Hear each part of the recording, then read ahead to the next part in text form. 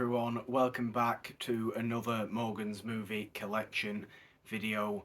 We have something really quite interesting today actually. As my sign says there, nasty British noir, which a few of these movies really do fall into that category. And a few of these movies we have today are absolutely ones I had never ever heard of. There's quite a good number of these that I have just bought purely on the look of the release, as in what it looks like, the poster, and very basic premise and tone, which I think are some of the more fascinating movies you can buy for your collection, are ones that are blind buys, that are kind of ones you know virtually nothing about, if not absolutely nothing about. But you watch them and you can find something really nice in them. You get a sense for something that may interest you, something that you may really like. And I think a few of these do fall into that. The ones we have today, they're all from Network, which is a British Blu-ray releasing company. They're all of Network series called the British Film. So they're all fairly small. I mean, there's a few old Hitchcock movies in here, early Hitchcock, which are obviously rather mainstream. But what Network Distributing, I think is their actual kind of official long name. What I really appreciate about them is they're not phenomenal when it comes to features. Their releases don't really have a great deal of features on. Sometimes they have next to no features on at all. But they find these really small, really, really quite cult sometimes British movies and TV shows from obviously from decades ago, and give them a nice looking release. Always give them a really nice looking release. The movies that I do have of theirs, the releases, are always really authentic looking, really good quality prints, really good quality visually. If not, like I said, with a multitude of special features. You'll see that today we have 7 titles, but certainly we aren't going in depth on special features today. But the first one we do have is, like I said, one of 3 earlier Hitchcock movies that I do have today, is The Man Who Knew Too Much from 1934, notably Peter Lorre's English-speaking debut. There is Peter Lorre there. And who doesn't love this poster from 1934's The Man Who Knew Too Much? This one does have a few features on it. You've got an introduction by Charles Barr. You have a fairly long interview by the looks of it with Hitchcock from 1972, and an image gallery, so that's quite nice. I'll read the back actually. It says, starring British screen icon Leslie Banks and featuring the English-speaking debut of Peter Lorre, The Man Who Knew Too Much is one of Hitchcock's most thrilling pre-war British films, and one which he would remake 20 years later in Hollywood. This peerless suspense classic is presented in high definition from the original film elements and in its as exhibited theatrical aspect ratio, as are all of these releases here. All original aspect ratio, all HD, full HD presentations. But The Man Who Knew Too Much is a movie I actually watched since buying this Blu-ray. It's really quite... You can see a lot of what obviously Hitchcock came to be once he got bigger budgets in Hollywood. There's a lot of that in here. I'm a big fan of Peter Lorre, so I really enjoyed him again in this movie. But it's definitely a raw feeling, or more raw feeling Hitchcock movie. I'm not massively viewed on earlier pre-war Hitchcock, but I can tell there's certainly great elements in this one. It's certainly not a long movie either. Let's get the 75 minutes long. Leslie Banks, Edna Best, Peter Lorre, Nova Pilbeam, The Man Who Knew Too Much, 1934. Again, we have an early Hitchcock here from 37, is Young and Innocent, with Nova Pilbeam and Derek DeMarney. I know virtually nothing about this movie at all. I got it because early Hitchcock, let's add to the Hitchcock collection, and it's a nice looking release, really, isn't it? You do get a few features with this as well. You get another introduction by Charles Barr. You get a 25-minute documentary covering Hitchcock's pre-war career and an image gallery. Here we have Young and Innocent stars Derek DeMarney as Robert Tisdall, a man who turns fugitive after he finds the body of a young woman washed up on a beach and is promptly accused of a murder. Nova Pilbeam is the beautiful young lady whose help he enlists, and George Curzon features in one of his best-known British film roles as the jealous ex-husband who harbours a terrible secret. Sounds like fairly typical Hitchcock fare there. I'm into it. I'm excited to actually watch this movie. I am led to believe it's got some negative elements to it in terms of particular depictions, but I suppose I don't know. That's unfortunate is all I can say about that, but I'm excited to watch more early Hitchcock and those two and one more that I do have. Well, those two were new ones, actually. The one that we do have left is one that I have seen before. This one is Passport to Shame. This is from 1951? 1958. Yes, 1958 or 59. Possibly 59. This is an X-rated movie. And I mean that in not the necessarily lewd sense, but obviously Britain can get away with much more directness, much more violence, much more sex, much more kind of obvious drug use and alcoholism and all that kind of stuff that the Hays Code prevents in Hollywood. Britain can get away with it earlier. So we have this movie that really, really intrigues me, Passport to Shame. I will read the back. It says, a superior sexploitation thriller showcasing fiery performances from both Herbert Lom as a sinister pimp and Diana Dawes as one of his workers. Passport to Shame was the feature directorial debut for BAFTA-nominated Alvin Rakoff.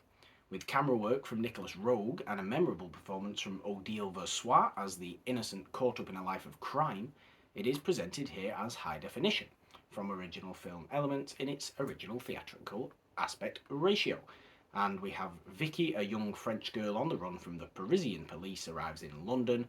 Believing herself to be safe, she's horrified to discover that Nick, a violent scheming pimp, has designs on making her the latest acquisition to his girls of the night. You only get an image gallery as a special feature with this one, but why would a premise like that not intrigue you from a movie from 1959, and a British movie at that? I am fascinated to watch this movie and just to see how dark it really gets. It sounds really, really sinister as a movie, and obviously when it comes to nasty British noir, yes, we're into nasty noir on It's a Wonderful Podcast, on Morgan's Movie Collection. I myself am into nasty dark noir, and this just seems fascinating, really. It's got Brenda de Banzi in it as well.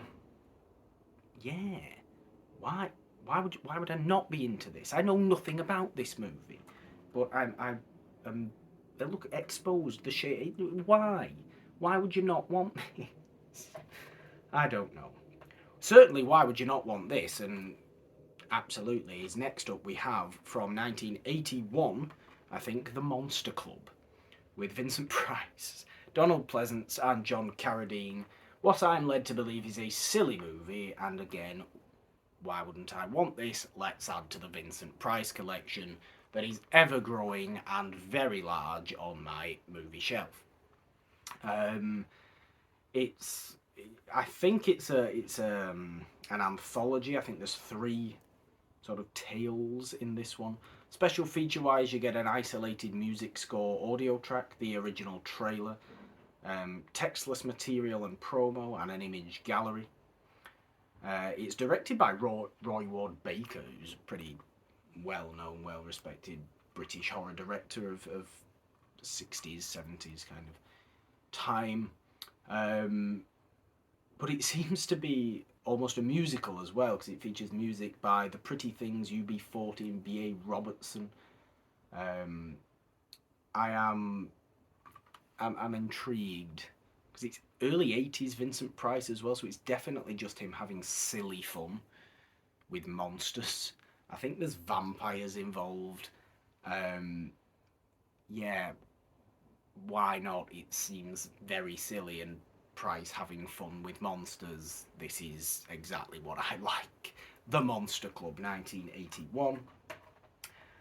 Next up we have Green for Danger, starring Alistair Sim, and this is from 1946. I think it is a little bit of a comedy crime movie, of a comedy mystery, because Alistair Sim is tends to be more of a comedic actor. Again, it's a movie I'd never heard of, a movie I know nothing about. And even though Alistair Sim is obviously most well known for Scrooge, he is historically and more notably a comedic actor. Yes, a whimsically complacent police inspector investigating a series of murders at a wartime emergency hospital in this masterful comedy thriller from Frank Lauder and Sidney Gilliat. Deftly subverting the conventions of the standard whodunit, Green for Danger features atmospheric cinematography from Wilkie Cooper and strong supporting performances from Trevor Howard, Sally Gray and Rosamund John. This classic post-war feature is now presented at high definition aspect ratio and all that kind of stuff. So yes, a whodunit, bit of fun in there, bit of comedy in there, but genuine thrills. Alistair Sim seemingly doing what he does kind of best, being whimsical. But a movie I'd never heard of. As far as special features go, you only get the image gallery. But I'm interested in this one. Trevor Howard's in there as well, so yes, Green for Danger, 1946. Second to last here, we have the British film debut of Ginger Rogers, actually, in Beautiful Stranger from 1954. Herbert Lom is in this one as well. Stanley Baker is in this. Again, it's a crime drama. It's nasty British noir here.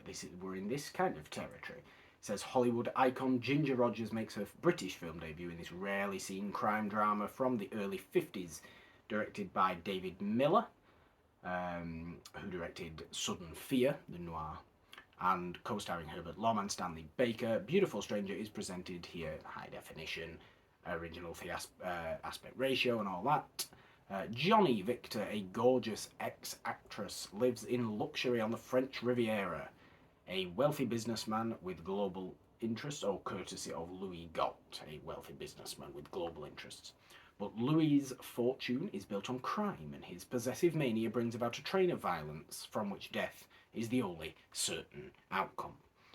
Features an image gallery, you get some PDF material as well if you want that. But yeah, Ginger Rogers. I like Ginger Rogers. Ginger Rogers is really interesting in her darker movies, in her more noir movies, and her British film debut. It's a beautiful, beautiful looking front, beautiful looking cover. Why not? Why not? I know nothing about it, but why not? And that is the mentality of today's video. I know nothing about it, but why not? I certainly know about this movie though, and this is the movie we have last. This is a movie we once covered on It's a Wonderful Podcast, the main show. Subscribe to that podcast feed, of course, everywhere podcasts can be found, for our celebration of old movies, our discovery of old movies every single Friday over on It's a Wonderful Podcast, the main show. And subscribe and ding the notification bell on this YouTube channel while you're at it. But we have another early Hitchcock, 1938's The Lady Vanishes, which is a wonderful movie. a really, really good mystery thriller. It's got its kind of comedy in there as well. But Margaret Lockwood, Michael Redgrave, Mae Whitty is great in this as the old woman who goes missing. Paul Lucas is in this as well. It's a really, really good cast, a really deft kind of thriller. Definitely Hitchcock has moved on in watching The Man Who Knew Too Much from 34. He's developed in kind of 4 years to 1938 with The Lady Vanishes in kind of crafting this real notably Hitchcock movie. It's much more Hitchcockian, as we often like to say. I really do enjoy this as a mystery movie, as a real you haven't got a clue what's going on kind of movie. You know nothing. It says on the back, you do get a few features with this again. I think the Hitchcock ones seem to have a few more features. You get the introduction by Charles Barr, the original theatrical trailer, an image gallery, and some PDF material. Says it's arguably his most popular and successful pre-war feature, and one of the films that helped pave his way to Hollywood success. Intrigue and espionage abound when a young woman travelling aboard the Transcontinental Express train strikes up an acquaintance with a charming elderly English governess, who then disappears without a trace. Is the young woman hallucinating, or is something altogether more sinister afoot? Is something altogether always more sinister afoot? Or always... is something like that always happening? Yes, of course it is. It's a noir movie. Well, it's not strictly noir, I suppose. It's mystery thriller. Maybe not as noirish as certainly Passport to Shame, which is very noirish by the sounds of that. But there we go for today's video. 7 network releases there, old British movies. Why not be excited about that as well? We love Hollywood movies. We do. We like old Hollywood. Why not boost up the British movies, the old British movie collection as well? That's what network's good for. I really appreciate them for that. And I really appreciate you for listening and watching this Morgan's Movie Collection video. Another one here. Subscribed in the notification bell to this YouTube channel, like I said, for all the fun stuff we have on the It's a Wonderful Podcast channel. And subscribe to the podcast feed for Monday Madness Morgan hasn't seen, and It's a Wonderful Podcast, the main show, Monday, Wednesday and Friday over there, all major podcast platforms. If you would like to support us on Patreon or donating, there are links in the description for that. There is also social media links in the description as well if you want to follow us over there. I think that's all I have to say. Thank you very much for watching another video here. I will be back very soon with something else. I'm actually out of my newly bought pile now, so maybe I'll have some interesting movie collection videos in store. Maybe some countdowns. I don't know. I haven't figured it out yet. But I'll be back very soon with another Morgan's Movie Collection. Thank you all, and bye.